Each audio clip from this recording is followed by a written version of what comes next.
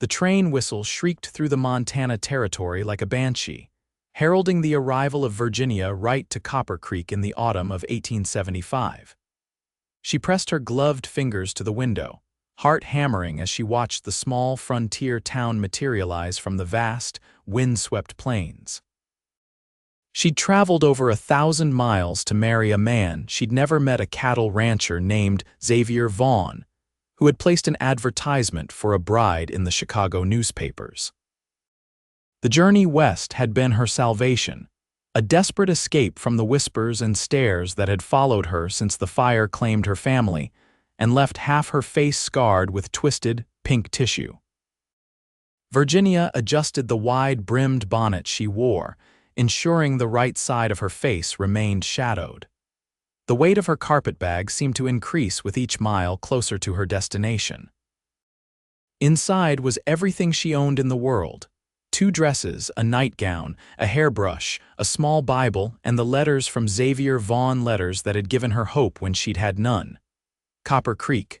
Next stop, Copper Creek, the conductor called, making his way through the passenger car. Virginia smoothed her navy blue traveling dress, the finest she owned, saved for this moment. Her hands trembled as she gathered her belongings. Would Xavier Vaughn be disappointed? Would he send her back east once he saw her scars? She had been honest in her letters, mentioning the fire, but perhaps she hadn't been clear enough about the extent of her disfigurement. The train lurched to a stop, steam billowing past the windows. Virginia took a deep breath, said a silent prayer, and stepped into the aisle. She followed the other passengers out onto the platform, her eyes scanning the crowd for a tall man with auburn hair, the only description she had of her intended. The platform buzzed with activity: cowboys loading cattle, merchants receiving shipments, families reuniting. Virginia stood uncertainly, feeling increasingly conspicuous as the platform emptied. Her heartbeat quickened. Had he changed his mind, Miss Wright? She turned toward the deep voice and found herself looking up at a broad-shouldered man with a weathered face and kind eyes the color of whiskey. He removed his hat, revealing auburn hair that caught the late afternoon sun. He was ruggedly handsome in a way her letters hadn't prepared her for, with a strong jaw covered in stubble and lines around his eyes that spoke of years squinting against the sun. "Mr. Vaughn?" she asked, her voice barely audible above the commotion of the station. He nodded, a slight smile softening his features. "Xavier Vaughn, welcome to Copper Creek." His eyes traveled briefly to the scarred side of her face, but his expression remained unchanged. "I trust your journey was comfortable." "As comfortable as one might expect," she replied, relief flooding through her that he hadn't immediately recoiled. "Thank you for meeting me. May I?" He gestured to her carpetbag, and she handed it over, surprised by the gentleness in his calloused hands as they brushed against hers. "My wagon's just over here," he said, leading her away from the station. "Town's been looking forward to your arrival. Not often we get new folks out this way, especially not a—" he hesitated. "A bride-to-be," Virginia supplied, a small smile tugging at her lips despite her anxiety. He chuckled, a rich sound that seemed to resonate through her. "That's right." As they walked toward his wagon, Virginia felt eyes on her, curious glances from townspeople who'd come to see the new arrival. She kept her head high, though every instinct told her to hide. Xavier helped her into the wagon, his movements respectful and careful. As they pulled away from the station, Virginia caught sight of a group of women watching, their heads bent together in whispered conversation, eyes fixed on her face. "Don't mind them," Xavier said, following her gaze. "Folks here don't get much excitement. They'll find something else to talk about soon enough." Virginia nodded, grateful for his understanding. "Your letters, they meant a great deal to me, Mr. Vaughn." "Xavier," he corrected gently, "and yours to me as well. Especially your description of that Chicago snowstorm made me feel like I was right there with you." They fell into a comfortable silence as the wagon rolled through town. Copper Creek was larger than she'd expected, with a main street lined with storefronts, a general store, a saloon, a small church, and various other establishments. People stopped to watch them pass, some nodding in greeting to Xavier, others staring openly at Virginia. "My ranch is about 5 miles outside town," Xavier explained. "Not much to look at compared to what you're used to in Chicago, but it's home." "I'm sure it's lovely," Virginia said sincerely. "After the fire, I lived in a one-room apartment above a laundry. The steam would rise through the floorboards and make everything damp." She hadn't meant to share so much, but something about Xavier's steady presence made her feel safe. He glanced at her, his expression thoughtful. "In my experience, it's not the size of a place that matters, but the people in it." The wagon crested a hill, and suddenly the landscape opened up before them, rolling grasslands stretching toward distant mountains, golden in the late afternoon light. Virginia caught her breath at the beauty of it. "There it is," Xavier said, pointing to a cluster of buildings nestled in a valley below. "The Flying V." The ranch house was modest but well-maintained, with a covered porch and smoke curling from the chimney. Several outbuildings surrounded it, and a large barn stood to one side. Cattle dotted the nearby pastures, their forms dark against the yellowing grass. "It's beautiful," Virginia said truthfully. Enchanted by the vastness of the land and the sense of possibility it conveyed, Xavier's expression softened with pride. "Started with nothing but 50 acres and 10 head of cattle. Now I've got over 1,000 acres and 200 head, he glanced at her. "Still, a small spread compared to some, but it's growing." As they approached the house, a figure emerged onto the porch, an older woman with silver-streaked dark hair pulled back in a bun, wiping her hands on an apron. "That's Mrs. Hernandez," Xavier explained. "She helps around the house, does the cooking. Lives in town but stays over sometimes when there's too much work." Virginia felt a flutter of nervousness. This woman would be the first to truly see her, to judge whether she was worthy of being the mistress of Xavier's home. Xavier brought the wagon to a halt and jumped down, coming around to help Virginia. His hands were strong and steady as they encircled her waist, lifting her effortlessly to the ground. For a moment, they stood close enough that she could smell leather and pine on his skin before he stepped back, retrieving her carpetbag. "Mrs. Hernandez," he called. "This is Miss Virginia Wright from Chicago." The older woman came forward, her dark eyes taking in Virginia's appearance with undisguised curiosity. When her gaze reached Virginia's scarred cheek, her expression softened with compassion. "Welcome to the Flying V, Miss Wright," she said warmly, her accent lilting. "I hope you will be very happy here." "Thank you," Virginia replied, touched by the genuine welcome in the woman's voice. "I'm grateful for your kindness." "I've prepared the guest room for you," Mrs. Hernandez continued, "and dinner will be ready soon. You must be tired after your long journey." Xavier cleared his throat. "I thought we might discuss the arrangements over dinner. No rush to make any decisions tonight." Virginia appreciated his consideration. They had agreed in their letters to marry quickly after her arrival, but he was giving her time to adjust to be certain Mrs. Hernandez showed Virginia to a small but comfortable room at the back of the house. The walls were whitewashed, the floor covered with a hand-woven rug. A narrow bed with a patchwork quilt stood against one wall, a washstand and mirror against another. A window looked out over the pastures, framing the mountains in the distance. "It's not much," Mrs. Hernandez said apologetically, "but it's clean. The master bedroom is larger, of course, for when you and Mr. Vaughn." Virginia felt heat rise in her cheeks. "This is perfect, thank you." Left alone, Virginia unpacked her meager belongings and freshened up, changing into her second dress, a simple brown calico with white lace at the collar. She hesitated before the small mirror, staring at her reflection. The right side of her face remained as it had always been: smooth skin, a high cheekbone, a clear blue eye. The left side told a different story. Puckered scars stretched from her hairline down her cheek to her jawline, pulling at the corner of her eye and mouth. She had grown accustomed to the sight, but she knew others found it disturbing.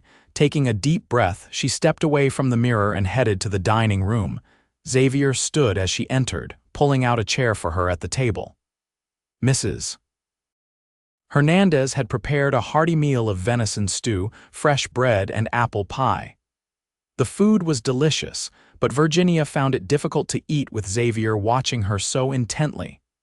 "Mrs. Hernandez tells me you're a teacher," he said after a few minutes of silence. Virginia nodded. "I taught at a girls' school in Chicago for 3 years after the fire. The headmistress was kind enough to give me a chance when others wouldn't." She hesitated. "Children are often more accepting than adults." Xavier's expression darkened momentarily. "People can be cruel when faced with something they don't understand." "Yes," she agreed softly. "But I've learned that kindness exists as well, often where you least expect it." Their eyes met across the table, and Virginia felt a flutter in her chest at the warmth in his gaze. After dinner, Xavier suggested they sit on the porch.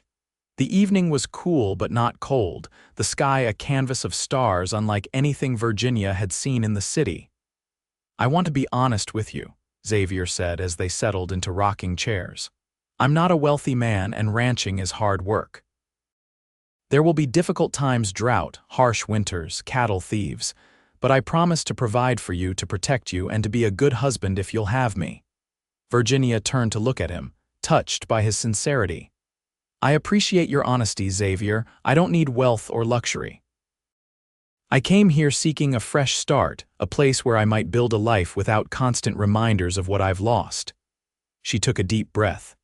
"But I should be honest as well. My scars, they're not only physical. The fire took my parents and my younger sister. I was the only one who survived, and there are nights when I wake screaming from nightmares."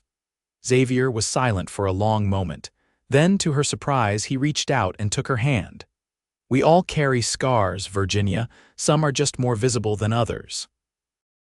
She looked down at their joined hands, his tanned and calloused, hers pale and smooth. "What are yours?" she asked softly. He gazed out at the darkened landscape. "I came west after the war, fought for the Union, saw things no man should see, lost my brother at Gettysburg." He paused. "Started the ranch with what little savings we had, built it up acre by acre, head by head. This land, it's given me purpose when I thought I had none left." Virginia squeezed his hand gently. "Thank you for sharing that with me." They sat in companionable silence as night deepened around them, the only sounds the creak of the rocking chairs and the distant lowing of cattle. Virginia felt a sense of peace she hadn't experienced in years. "The town's having a harvest dance on Saturday," Xavier said eventually. "Might be a good chance for you to meet some folks, see if Copper Creek is somewhere you could make a home." He hesitated. "If you'd rather not go, I understand." Virginia tensed at the thought of facing a crowd of strangers, their curious eyes and whispered judgments. But she knew she couldn't hide away forever. "I'd like to go," she said with more confidence than she felt. "Will you be dancing, Mr. Vaughn?" A smile tugged at his lips. "I might be persuaded, Miss Wright." The next few days passed in a pleasant rhythm as Virginia adjusted to life at the Flying V. She helped Mrs. Hernandez with household tasks, learning the routine of ranch life. She discovered Xavier was fair but firm with his ranch hands, respected for his hard work and honesty. In the evenings, they would sit on the porch and talk, sharing stories of their past and hopes for the future. By Saturday, Virginia felt a nervous anticipation for the dance. She spent extra time preparing, pinning her hair in a style that partially obscured her scarred cheek, and donning her best dress, a dark blue gown with a modest neckline and lace trim. Xavier's expression when she descended the stairs made her heart skip a beat. "You look beautiful," he said, his voice husky. The town hall had been transformed for the harvest dance, decorated with autumn leaves and lanterns. A small band played lively tunes as couples whirled around the floor. When Virginia and Xavier entered, a momentary hush fell over the crowd before conversations resumed, now punctuated with curious glances. Xavier introduced her to what seemed like the entire town: the sheriff, the banker, the blacksmith and his wife, the general store owner. Most were polite, if obviously curious about her scars. A few women welcomed her warmly, inviting her to join the quilting circle or church socials. As the evening progressed, Virginia began to relax, even accepting an invitation to dance from Xavier. He moved with surprising grace for such a large man, guiding her confidently around the floor. "You dance well for a rancher," she teased. He grinned. "My mother insisted, said no son of hers would stomp around like a bull in a china shop." Virginia laughed, a genuine sound that turned heads nearby. For a moment, she forgot about her scars, caught up in the music and the feeling of Xavier's hand at her waist. The moment was shattered when she overheard a woman's voice nearby. "Can you imagine waking up to that face every morning?" "I'd rather marry old Jenkins and his wooden teeth." Another voice joined in. "Poor Xavier must have been desperate to send away for damaged goods." Virginia faltered, her steps becoming uncertain. Xavier frowned, noting the change in her demeanor. "What's wrong?" he asked. She forced a smile. "Nothing. I'm just a bit tired." But the whispers continued as the night wore on, growing bolder as the punch bowl emptied. Virginia endured it as best she could, keeping her head high and her expression composed, but each barbed comment felt like a physical blow. Finally, during a break in the dancing, she excused herself and stepped outside for air. The night was cool, stars brilliant overhead. She took deep breaths, trying to calm the storm of emotions inside her. The door opened behind her, and she turned, expecting Xavier. Instead, she found three women, the same ones whose whispers had followed her all evening. "Well, if it isn't the mail-order monster," said the tallest of the three, a blonde woman in a garish red dress. "Didn't your mama ever tell you it's rude to scare children with that face?" Virginia stiffened. "Excuse me, please," she said quietly, attempting to move past them. The woman blocked her path. "Xavier Vaughn could have had any woman in this county. What kind of witchcraft did you use to trap him?" "I assure you there was no witchcraft involved," Virginia replied, keeping her voice steady despite her racing heart. "Now, if you'll excuse me, maybe she paid him," another woman suggested with a cruel laugh. "How much does it cost to buy a husband these days?" Virginia felt tears threatening but refused to let them fall. These women were no different from those who had tormented her in Chicago. She wouldn't give them the satisfaction of seeing her break. "You know nothing about me or Mr. Vaughn," she said firmly. "Please let me pass." The blonde woman's eyes narrowed. "This is our town, not yours. You should get back on that train before what, Aliner?" Xavier's voice cut through the night like a knife. He stood in the doorway, his expression thunderous as he took in the scene before him. The women immediately adopted innocent expressions. "Xavier, we were just getting acquainted with your guest," Aliner said sweetly. Xavier moved to Virginia's side, his hand coming to rest protectively at the small of her back. "Miss Wright is not my guest." "She's my fiancée and the future mistress of the Flying V," Aliner's smile faltered. "Surely you can do better than what?" Xavier's voice was dangerously quiet. "A woman of intelligence, courage, and grace. I don't believe I can." He turned to the other women. "You all should be ashamed." "Is this the Christian charity Pastor Evans preaches about on Sundays?" They had the decency to look embarrassed, but Aliner wasn't finished. "We're just concerned for you, Xavier. Everyone's talking about how she's tricked you into enough." Xavier's voice cracked like a whip. His eyes blazed with a fury that made even Aliner take a step back. "Miss Wright has endured more hardship and shown more strength than any of you could imagine. If anyone mocks her scars again, they'll fear my wrath tonight and every night hereafter." He looked at each woman in turn. "Am I understood?" They nodded, cowed by his anger. "Good. Now get back inside and find what little dignity you have left." The women hurried away, leaving Virginia and Xavier alone in the starlight. She looked up at him, speechless with gratitude and something deeper she wasn't ready to name. "I'm sorry," he said, his voice gentle now. "You shouldn't have had to endure that." "Thank you for defending me," she whispered. "No one has ever done that before." His expression softened as he looked at her, reached up to brush a tear she hadn't realized had fallen. Anyone who can't see past your scars to the beautiful woman beneath isn't worth your time, Virginia. She felt a warmth bloom in her chest at his words. You called me your fiancé. I did. He took her hands in his. I know we agreed to wait, to be sure, but I am sure, Virginia. If you need more time, I understand, but I want you to know that I would be honored to call you my wife. Virginia searched his face for any sign of pity or obligation and found none, only sincerity and something that might have been tenderness. Are you certain? She asked. Once the novelty wears off, once you've seen me at my worst, the nightmares, the days when the pain is too much. I'm certain, he said firmly. I didn't fall in love with your face, Virginia. I fell in love with the woman who wrote me letters full of courage and humor and intelligence. The woman standing before me now, who faces cruelty with dignity and fear with strength. Love. He had said love. Virginia felt dizzy with the realization. In that case, she said, her voice steady despite the emotions threatening to overwhelm her, I would be honored to be your wife, Xavier Vaughn. His smile was like sunrise breaking over the mountains. Slowly, giving her time to pull away if she wished, he leaned down and pressed his lips to hers in a gentle kiss. When they returned to the dance, Xavier's hand firmly holding hers, the whispers had changed. Now they spoke of the way Xavier had defended her, of how he had never looked at any woman the way he looked at Virginia. And if there were still those who judged her for her scars, they kept their thoughts to themselves, wary of the rancher's promised wrath. They were married 2 weeks later in the small church in Copper Creek. Virginia wore a simple cream-colored dress Mrs. Hernandez had helped her make, with fresh wildflowers in her hair.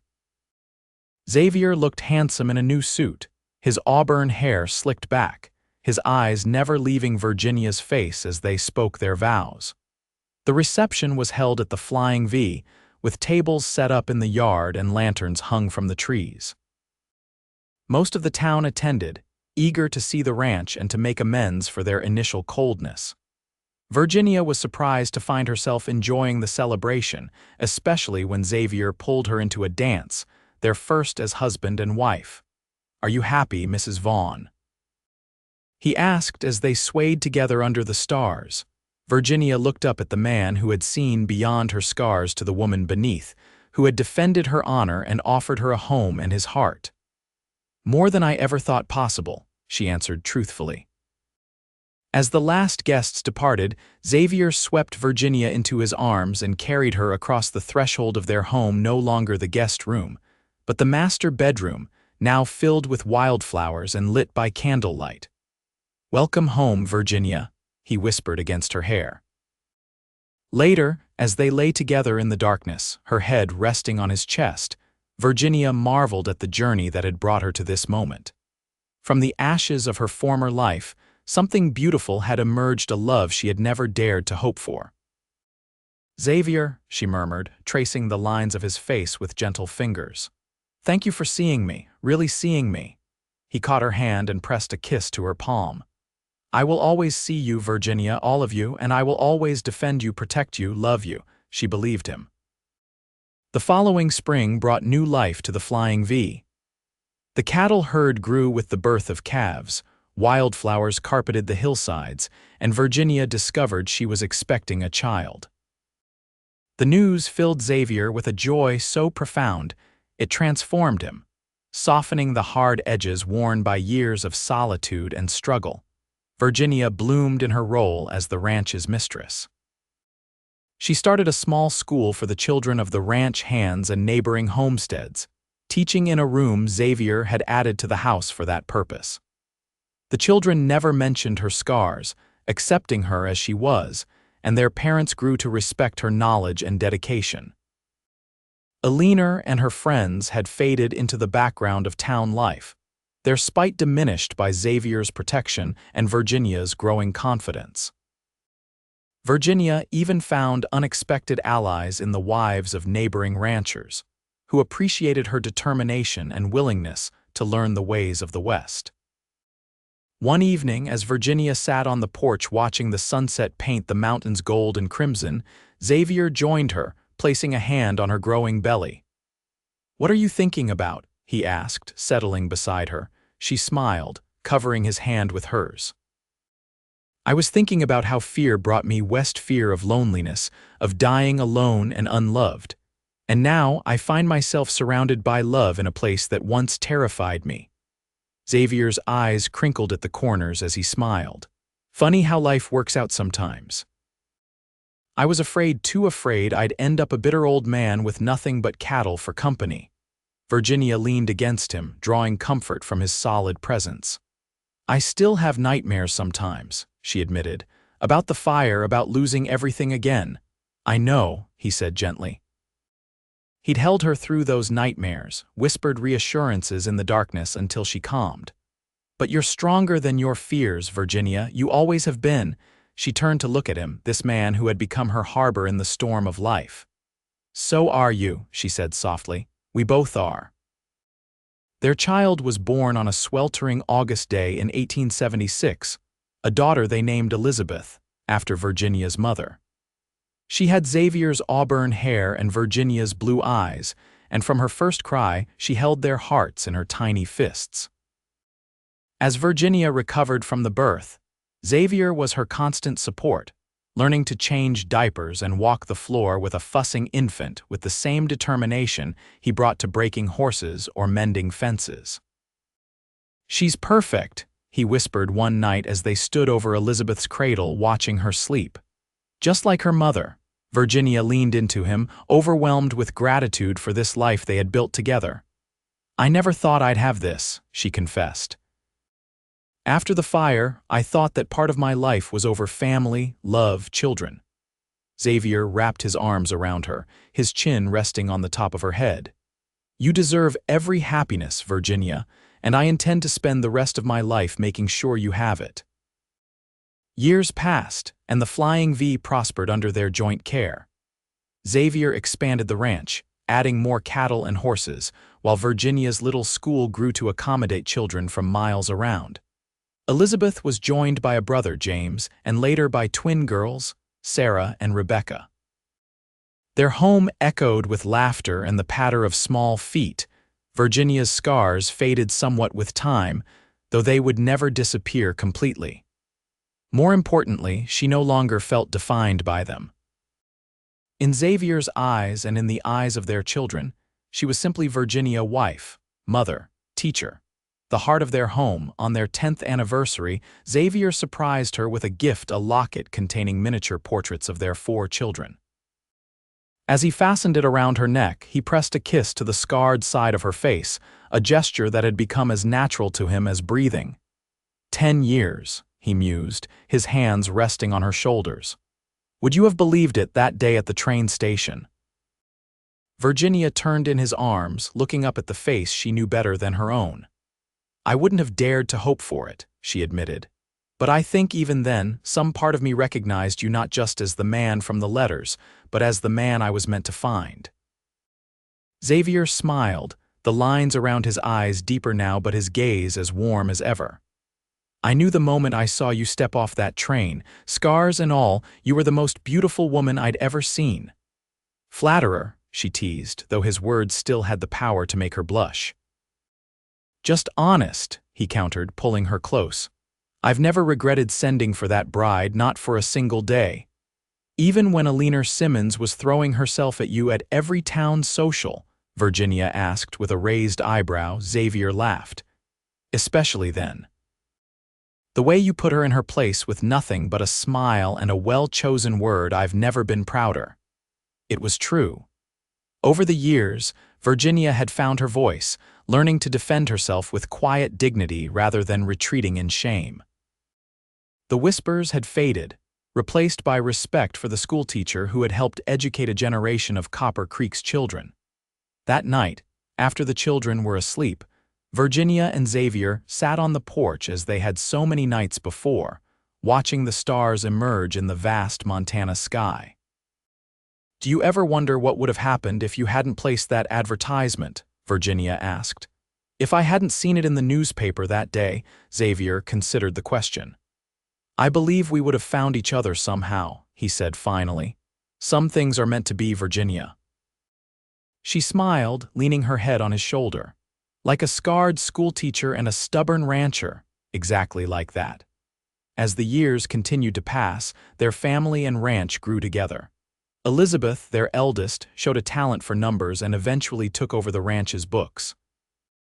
James inherited his father's way with horses and cattle. The twins, Sarah and Rebecca, though identical in appearance, developed distinctly different personalities, Sarah quiet and thoughtful like Virginia, Rebecca bold and adventurous like Xavier. Virginia's school became an official Copper Creek institution, with a proper schoolhouse built in town and additional teachers hired as the community expanded. She served as headmistress, her dedication earning her the respect of even her former detractors. Xavier's reputation as a fair and successful rancher spread throughout the territory. The Flying V became known for its quality stock and innovative methods. He was elected to the town council, his straightforward manner and integrity making him a natural leader. Together, they weathered the challenges that came with life on the frontier: droughts, blizzards, economic hardships, illnesses. They buried Mrs. Hernandez, who had become like a mother to them both, and welcomed grandchildren as their own children grew and married. Through it all, their love remained the foundation upon which everything else was built, growing deeper and stronger with each passing year. On a golden afternoon in the autumn of 1900, as they celebrated their 25th wedding anniversary surrounded by family and friends, Xavier pulled Virginia away from the festivities for a quiet moment alone. 25 years, he said, gazing at her with the same tenderness that had sustained her through a quarter century. And you're still as beautiful as the day you stepped off that train. Virginia laughed, touching the silver threading through her once dark hair. You need spectacles, Xavier Vaughn. He shook his head. My eyesight is perfect, thank you very much. And what I see is the woman who gave me everything I never knew I needed: love, family, purpose. He took her hands in his as he had that night at the harvest dance so many years ago. You know, I meant what I said that night. Which night? She asked, though she knew exactly which one he meant. When those women mocked your scars and I said they'd fear my wrath, I would have moved heaven and earth to protect you, Virginia. She reached up to touch his face, tracing the familiar lines with gentle fingers. I know, but what you gave me was even more powerful than protection, Xavier. You gave me the strength to stop needing it. He turned his head to kiss her palm, a gesture unchanged by the passing years. You always had that strength. You just needed someone to remind you of it. The celebration continued around them, their children and grandchildren filling the yard with laughter and music. Virginia looked at the life they had built together, not just the ranch buildings and the cattle herds, but the family, the love, the community they had fostered. From a scarred young woman fleeing painful memories to the confident matriarch of a thriving family, Virginia's journey had been one of healing and growth. And always beside her had been Xavier, the man who had seen beyond her scars to the woman beneath, who had defended her honor with fierce devotion and loved her with unwavering constancy. I love you, Xavier Vaughn, she said simply, the words holding all the depth of their shared years. His smile was as warm as the day she'd first seen it on that train platform. And I love you, Virginia Vaughn, yesterday, today, and all our tomorrows. As the sun began to set over the mountains, casting long shadows across the land they had tamed together, Virginia knew with absolute certainty that the scared young woman who had stepped off that train in Copper Creek had found not just a husband but a true partner, not just a home but a belonging that transcended physical place. Her scars, once a source of shame and isolation, had led her to this life, this love, this family. They were part of her story, not the whole of it, but an important chapter in the tale of how Virginia Wright became Virginia Vaughn, beloved wife, mother, grandmother, teacher, and heart of the Flying V. And as Xavier took her hand and led her back to their family's celebration, Virginia knew that some journeys, no matter how difficult their beginning, lead exactly where they're meant to.